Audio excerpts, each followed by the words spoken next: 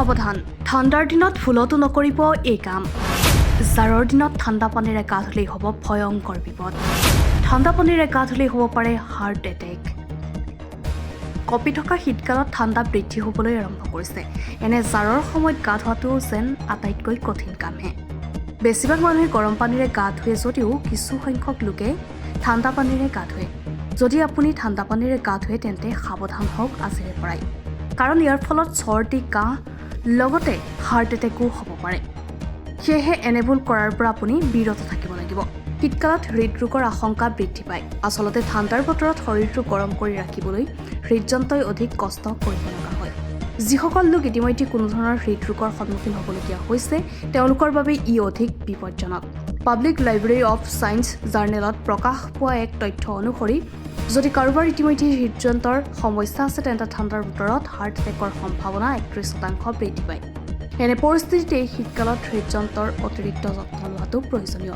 ঠাণ্ডা পানীৰে গা ধোৱাৰ ভুল আপুনি কেতিয়াও নকৰিব। স্বাস্থ্য বিশেষজ্ঞসকলৰ মতে ঠাণ্ডা পানীৰে হঠাতে ৰক্তচাপ বৃদ্ধি কৰিব পাৰে, যাৰ ফলত তেজৰ সোঁত কমি যায় আৰু ধমনীবোৰ সংকুচিত হৈ পৰে। যদি ইতিমধ্যে চৰ্বিৰ বাবে ধমনীবোৰ সংকুচিত হৈছে তেন্তে ঠাণ্ডা পানীৰ সংস্পৰ্শলৈ অহাৰ পিছত ধমনীবোৰ সংকীৰ্ণ হৈ পৰিব, যাৰ ফলত ব্ৰেইন ষ্ট্ৰক বা হাৰ্ট এটেক হোৱাৰ সম্ভাৱনা বৃদ্ধি পায়।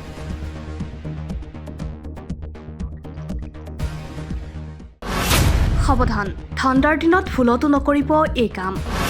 জাৰৰ দিনত ঠাণ্ডা পানীৰে গা ধুলেই হ'ব ভয়ংকৰ বিপদ। ঠাণ্ডা পানীৰে গা ধুলেই হ'ব পাৰে হাৰ্ট এটেক। কঁপি থকা শীতকালত ঠাণ্ডা বৃদ্ধি হ'বলৈ আৰম্ভ কৰিছে। এনে জাৰৰ সময়ত গা ধোৱাটো যেন আটাইতকৈ কঠিন কামহে।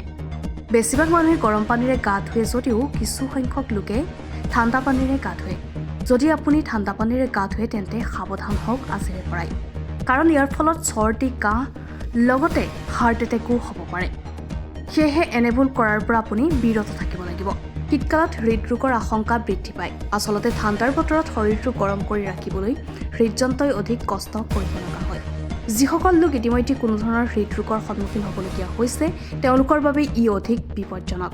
পাব্লিক লাইব্ৰেৰী অৱ ছায়েন্স জাৰ্নেলত প্ৰকাশ পোৱা এক তথ্য অনুসৰি যদি কাৰোবাৰ ইতিমধ্যে হৃদযন্ত্ৰৰ সমস্যা আছে তেন্তে ঠাণ্ডাৰ বতৰত হাৰ্ট এটেকৰ সম্ভাৱনা 31% বৃদ্ধি পায়। এনে পৰিস্থিতিত এই শীতকালত হৃদযন্ত্ৰৰ অতিৰিক্ত যত্ন লোৱাটো প্ৰয়োজনীয়। ঠাণ্ডা পানীৰে গা ধোৱাৰ ভুল আপুনি কেতিয়াও নকৰিব। স্বাস্থ্য বিশেষজ্ঞসকলৰ মতে ঠাণ্ডা পানীৰে হঠাতে ৰক্তচাপ বৃদ্ধি কৰিব পাৰে, যাৰ ফলত তেজৰ সোঁত কমি যায় আৰু ধমনীবোৰ সংকুচিত হৈ পৰে। যদি ইতিমধ্যে চৰ্বিৰ বাবে ধমনীবোৰ সংকুচিত হৈছে তেন্তে ঠাণ্ডা পানীৰ সংস্পৰ্শলৈ অহাৰ পিছত ধমনীবোৰ সংকীৰ্ণ হৈ পৰিব, যাৰ ফলত ব্ৰেইন ষ্ট্ৰক বা হাৰ্ট এটেক হোৱাৰ সম্ভাৱনা বৃদ্ধি পায়।